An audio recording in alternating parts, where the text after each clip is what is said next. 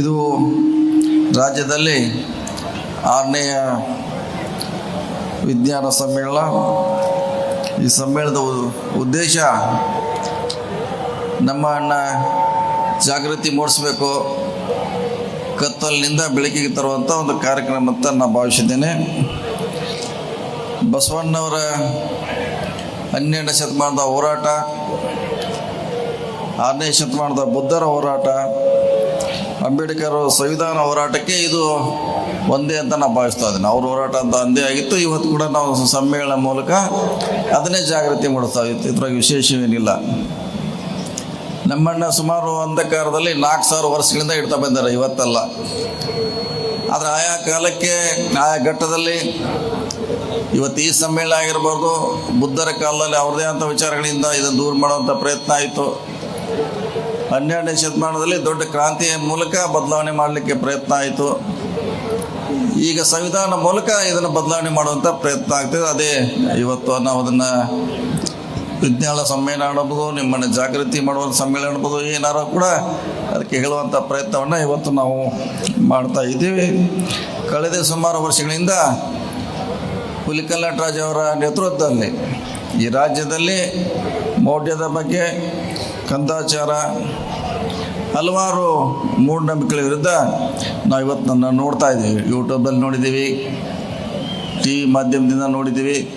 ತಮ್ಮ ಬಳಗದಿಂದ ಈ ರಾಜ್ಯದಲ್ಲಿ ಭಾಳಷ್ಟು ಬದಲಾವಣೆ ಮಾಡಲಿಕ್ಕೆ ಪ್ರಯತ್ನ ಮಾಡಿದ್ದಾರೆ. ಅವರಿಗೆಲ್ಲ ನಾವು ಸಹಕಾರ ಮಾಡಬೇಕಾಗಿದೆ, ಅವ್ರ ಜೊತೆ ನಾವು ಹೋಗಬೇಕಾಗಿದೆ.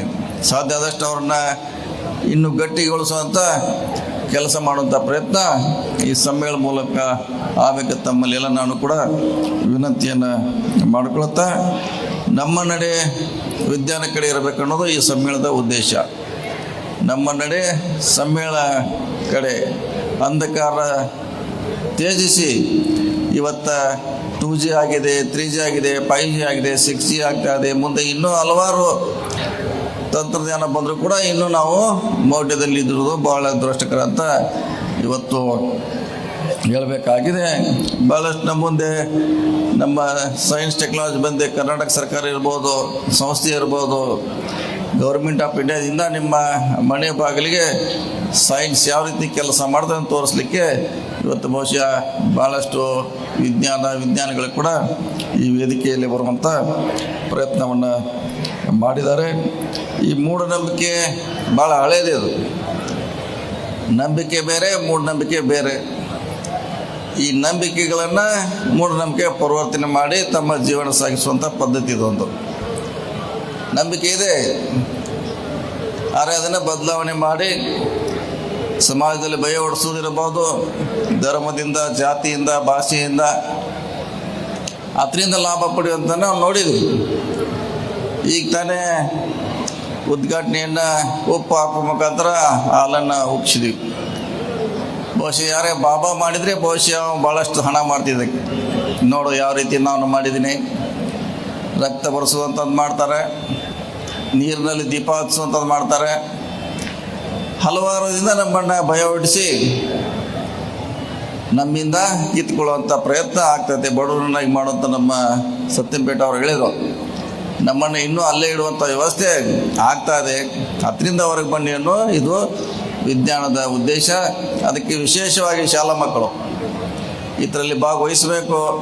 ಏನಿದೆ, ಏನು ನಡೀತಾ ಇದೆ ಅನ್ನೋದು ಕಲ್ತ್ಕೊಳ್ಳಿಕ್ಕೆ ಇವತ್ತು ಭಾಳಷ್ಟು ವಿಜ್ಞಾನ ಪರಿಷತ್ತು, ಕರ್ನಾಟಕ ಸರ್ಕಾರದ ವಿಜ್ಞಾನ ಮತ್ತು ತಂತ್ರಜ್ಞಾನ ಇಲಾಖೆ ಕಳೆದ ಸುಮಾರು ವರ್ಷದಿಂದ ಕೆಲಸ ಮಾಡ್ತಾಯಿದೆ. ಅವ್ರು ಹೇಳಿದಂಗೆ ಇದಕ್ಕೆ ವಿಶೇಷ ಬಜೆಟನ್ನು ಕೂಡ ಭಾಳ ಅವಶ್ಯಕತೆ ಇದೆ. ಇದಕ್ಕೆ ಅಂತ ಒಂದು ಬಜೆಟ್ ಇದ್ದರೆ ಇನ್ನು ಹೆಚ್ಚು ಪರಿಣಾಮಕಾರಿ ಕೆಲಸ ಹುಲಿಕಲ್ ನಟರಾಜ್ ಅವರು, ವಿಜ್ಞಾನಿಗಳು, ಭಾಳಷ್ಟು ಚಿತ್ರ ಅದರಲ್ಲಿ ಗುರುತಿಸ್ಕೊಂಡಿರುವಂಥ ಶಿಕ್ಷಕರಿರ್ಬೋದು, ನೌಕರಿ ಇರ್ಬೋದು, ಅವ್ರಿಗೆಲ್ಲ ಭಾಳಷ್ಟು ಅನುಕೂಲ ಆಗ್ತೈತಿ. ಅದನ್ನು ನಾವು ದರ್ಶನಾಪುರ ಅವರು, ಬಸವರಾಜ್ ಅವರು ಈ ಸಾರಿ ಖಂಡಿತವಾಗಿ ಬಜೆಟ್ನಲ್ಲಿ ನಿಮಗೆ ಹಣ ಇಡಲಿಕ್ಕೆ ಪ್ರಾಮಾಣಿಕ ಪ್ರಯತ್ನ ಮಾಡ್ತೀವಿ. ಸೊ ಇಲ್ಲದೆ ನೀವು ಇಷ್ಟೆಲ್ಲ ದೊಡ್ಡ ಯಶಸ್ವಿ ಸಾಧಿಸಿದ್ರಿ. ಸರ್ಕಾರದ ಸಪೋರ್ಟ್ ಆದರೆ ಬಹುಶಃ ನಿಮ್ಮ 30 ವರ್ಷಗಳ ಹೋರಾಟ 3 ವರ್ಷಗಳಲ್ಲಿ ಖಂಡಿತವಾಗಿ ಯಶಸ್ವಿ ಆಗ್ತದೆ. ಆ ನಿಟ್ಟಿನಲ್ಲಿ ನಿಮ್ಮ ಜೊತೆ ನಾವೆಲ್ಲ ಇದ್ದೀವಿ.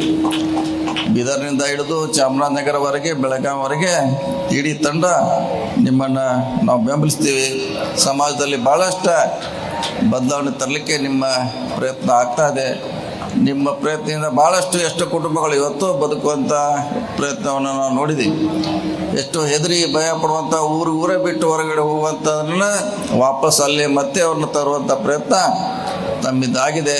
ತಮ್ಮ ಸೇವೆ ನಾವು ಎಷ್ಟೇ ಕೂಡ ಕೊಂಡಾಡಿದ್ರು ಕೂಡ ಭಾಳ ಕಡಿಮೆ ಮಾತನ್ನು ಅಂತ ಹೇಳುತ್ತಾ, ಭಾಳಷ್ಟು ಭಾಷಣಕಾರರು ನಿನ್ನೆ ಇವತ್ತು ಕೂಡ ತಮ್ಮದೇ ಆದ ವಿಚಾರಗಳಿಂದ ಈ ಮೌಢ್ಯದಿಂದ ತಾವೆಲ್ಲ ಹೊರಗೆ ಬರಬೇಕು, ನಿಮ್ಮದೇ ಆದ ಬದುಕಿನಲ್ಲಿ ಬದುಕಬೇಕಂತ ಸಂದೇಶವನ್ನು ಕೊಡುವಂಥ ಪ್ರಯತ್ನ ಮಾಡಿದರೆ ಈ ಸಂದೇಶವನ್ನು ನೀವು ಅಳವಡಿಸ್ಕೊಳ್ಬೇಕು, ನಿಮ್ಮ ಜೀವನದಲ್ಲಿ ಅಳವಡಿಸ್ಕೊಂಡು. ನಾವು 4 ಜನಕ್ಕೆ ಬದುಕನ್ನು ಕೊಟ್ಟಳವರು ನಾವು ಯಾವುದೋ ಜ್ಯೋತಿಷ್ ಕಡೆ ಹೋಗಿ ನಮ್ಮ ಕೈಯನ್ನು ತೋರಿಸ್ತೀವಿ ನಾವು.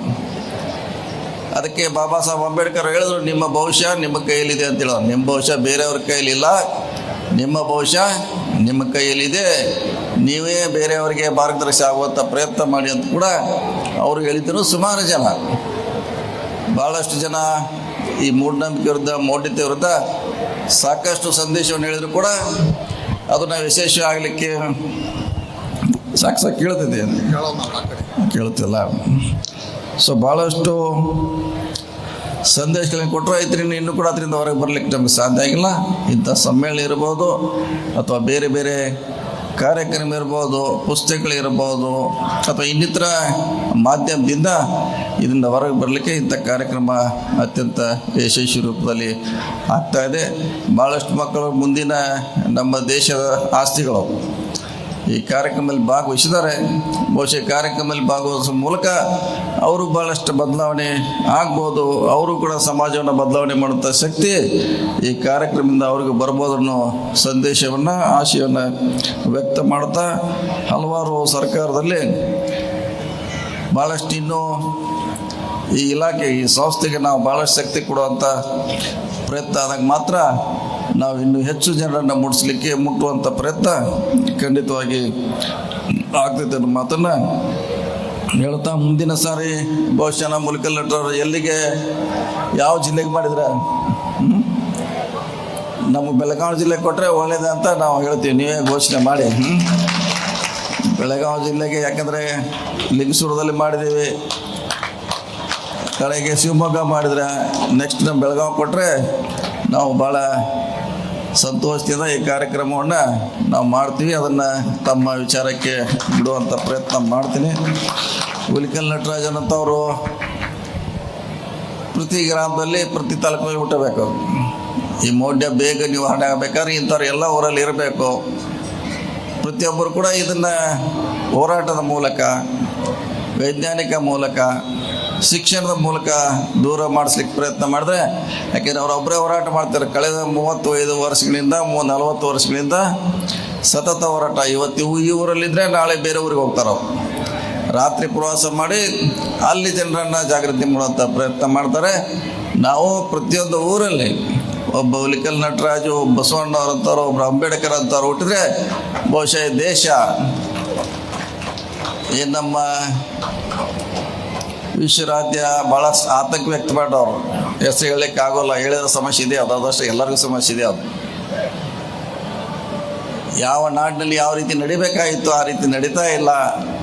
ಇವೆಲ್ಲ ಬದಲಾವಣೆ ಆಗಬೇಕು, ಸಮಾನತೆ ಬರಬೇಕು. ನಾವು ಒಂದೇ ಧರ್ಮ ಜಾತಿ ಯಾವುದೇ ಇಲ್ಲದೆ ಬಾಳುವಂಥ ಈ ಭಾರತ ದೇಶ, ಅದಕ್ಕೆ ಪ್ರತಿಯೊಬ್ಬರು ಕೂಡ ಇವತ್ತು ಬಸವಣ್ಣವರ ಅಗತ್ಯ ಇದೆ, ಅಂಬೇಡ್ಕರ್ ಅವರ ಅಗತ್ಯ ಇದೆ, ಬುದ್ಧನ ಅಗತ್ಯ ಇದೆ, ಶಾಹು ಮಹಾರಾಜರ ಅಗತ್ಯ ಇದೆ, ಸಾವಿತ್ರಿಬಾಯಿ ಫುಲೆ ಅಂತ ನಾಯಕರ ಅವಶ್ಯಕತೆ ಎಲ್ಲ ಊರಲ್ಲಿ ಇದೆ ಅನ್ನೋ ಮಾತನ್ನು ಹೇಳುತ್ತಾ, ಈ ಕಾರ್ಯಕ್ರಮ ನಿರಂತರವಾಗಿ ನಡೀಲಿ.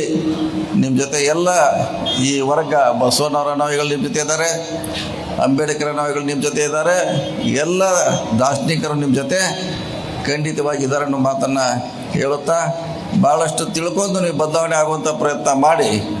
ಯಾರೋ ಭಾಷೆನಲ್ಲಿ ಹೇಳಿದ್ರು ಒಂದೇ ಸಾರಿ ಬದಲಾವಣೆ ಮಾಡಲಿಕ್ಕಾಗಲ್ಲ, ನಿಜ. ಹಂತ ಹಂತವಾಗಿ ನೀವು ಬಿಡುವಂಥ ಪ್ರಯತ್ನ ಮಾಡಿ ಎಲ್ಲಿಯವರೆಗೆ ನಾವು ಈ ಮೂಢನಂಬಿಕೆ ಮೋಡಿಂದ ಹೊರಗೆ ಬರೋಲ್ಲ ಅಲ್ಲಿಯವರೆಗೆ ನಾವು ಪ್ರಗತಿಪರ ಆಗಲಿಕ್ಕೆ ಖಂಡಿತವಾಗಿ ಸಾಧ್ಯ ಆಗಲು ಮಾತುಗಳನ್ನು ಹೇಳುತ್ತಾ ಇದೊಂದು ಈ ಭಾಗದಲ್ಲಿ ಹೈದರಾಬಾದ್ ಕರ್ನಾಟಕದಲ್ಲಿ ಜಾಗೃತಿ ಮೂಡುವಂಥ ಒಂದು ಕಾರ್ಯಕ್ರಮ ಕಳೆದ 3 ವರ್ಷಗಳ ಹಿಂದೆ ನಾವು ಲಿಂಗಸೂರಲ್ಲಿ ಕೂಡ ಭಾಳ ಅತ್ಯಂತ ಯಶಸ್ವಿಯಾಗಿ ಕಾರ್ಯಕ್ರಮ ಮಾಡಿದ್ದೇವೆ. ನಿಮ್ಮೆಲ್ಲರ ಸಹಕಾರದಿಂದ ಮುಂದಿನ ಸಾರಿ ಬೆಳಗಾವಿಯಲ್ಲಿ ನಾವು ಈ ಕಾರ್ಯಕ್ರಮ ಮಾಡ್ತೀವಿ. ತಮ್ಮ ಅನುಮತಿ ಬೇಕನ್ನೋ ಮಾತನ್ನು ಹೇಳ್ತಾ ಈ ಕಾರ್ಯಕ್ರಮ ಕೂಡ ನನಗೆ ಭಾಗವಹಿಸಲಿಕ್ಕೆ ಎಲ್ಲ ತಾವು ಅನುವು ಮಾಡಿಕೊಡುವ ಮೂಲಕ ನಿಮ್ಮನ್ನು ನೋಡುವಂಥ ಭಾಗ್ಯ ಈ ಕಾರ್ಯಕ್ರಮ ಮೂಲಕ ನಮಗೆ ಸಿಕ್ಕಿದೆ. ಜೊತೆಗೆ ನಾವು ಮಾನವ ಬಂಧುತ್ವ ವೇದಿಕೆ ಮುಖಾಂತರ ಬಸವಣ್ಣರ ವಿಚಾರಗಳನ್ನು, ಅಂಬೇಡ್ಕರ್ ವಿಚಾರಗಳನ್ನು, ಬುದ್ಧನ ವಿಚಾರಗಳನ್ನು ಹೇಳುವಂಥ ಪ್ರಯತ್ನ ನಾವು ಇನ್ನೊಂದು ಮಾರ್ಗದಲ್ಲಿ ಪ್ಯಾರಲಲ್ ಆಗಿ ಮಾಡುವಂಥ ಪ್ರಯತ್ನ ಇವತ್ತು ನಡೀತಾ ಇದೆ. ಬಹುಶಃ ಅದೆಲ್ಲ ತಮಗೆಲ್ಲ ಗೊತ್ತಿರುವಂಥ ವಿಚಾರ. ಭಾಳಷ್ಟು ಈ ಕಾರ್ಯಕ್ರಮದಲ್ಲಿ ಭಾಗವಹಿಸಲಿಕ್ಕೆ ರಾಜ್ಯದಲ್ಲಿ ಭಾಳ ಜನ ಇದ್ದಾರೆ. ಅವರನ್ನು ಅವ್ರು ತೊಡಗಿಸಿ ಭಾಳಷ್ಟು ಇಂಥ ಪ್ರಗತಿಪರ ಚಿಂತನೆ ಹೇಳುವಂಥ ಪ್ರಯತ್ನ ಅವರಿಂದ ಆಯ್ತು. ಅವ್ರನ್ನೂ ಕೂಡ ತಾವು ಬಳಸ್ಕೋಬೇಕು. ಅವ್ರನ್ನೂ ಕೂಡ ಈ ಕಾರ್ಯಕ್ರಮದಲ್ಲಿ ಭಾಗವಹಿಸಲಿಕ್ಕೆ ಮುಂದಿನ ದಿನಗಳಲ್ಲಿ ತಾವು ಅನುವು ಮಾಡಬೇಕಂತ ಹೇಳುತ್ತಾ ಪೂಜ್ಯರು ಕೂಡ ಇದ್ದಾರೆ. ಅವರು ಸಾಕಷ್ಟು ಮಾರ್ಗದರ್ಶನ ತಮಗೆ ನೀಡಿದ್ದಾರೆ. ಈ ಕಾರ್ಯಕ್ರಮ ಅತ್ಯಂತ ಯಶಸ್ವಿಯಾಗಿ ಅಂತ ನಾನು ಭಾವಿಸಿ ಇದು ತಾಲೂಕು ಮಟ್ಟಕ್ಕೆ ಕೂಡ ಹೋಗಬೇಕು. ಯಾಕಂದರೆ ಇನ್ನೂ ಬರೀ ಜಿಲ್ಲಾ ಮಟ್ಟದಲ್ಲೇ ಇದ್ವಿ. ಇದು ತಾಲೂಕು ಮಟ್ಟಕ್ಕೆ ಹೋದರೆ ಇನ್ನೂ ಭಾಳಷ್ಟು ಹಲವಾರು ವಿಚಾರಗಳನ್ನು ಕೂಡ ನಾವು ಜನರಿಗೆ ಮುಟ್ಟಲಿಕ್ಕೆ ಅನುಕೂಲ ಆಗ್ತೈತೆ. ಈ ಕಾರ್ಯಕ್ರಮ ಕೂಡ ನನಗೂ ಭಾಗವಹಿಸಲಿಕ್ಕೆ ಅನುವು ಮಾಡಿಕೊಂಡಂಥ ಹುಲಿಕಲ್ ನಟರಾಜ್ ಇರ್ಬೋದು, ಯಾದಗಿರಿ ಎಲ್ಲ ಸಮಸ್ತ ಬಂಧುಗಳಿಗೆ ವಂದಿಸಿ ನನ್ನ ಮಾತು ಮುಗಿಸಿ ನಮಸ್ಕಾರ ಎಲ್ಲರಿಗೂ.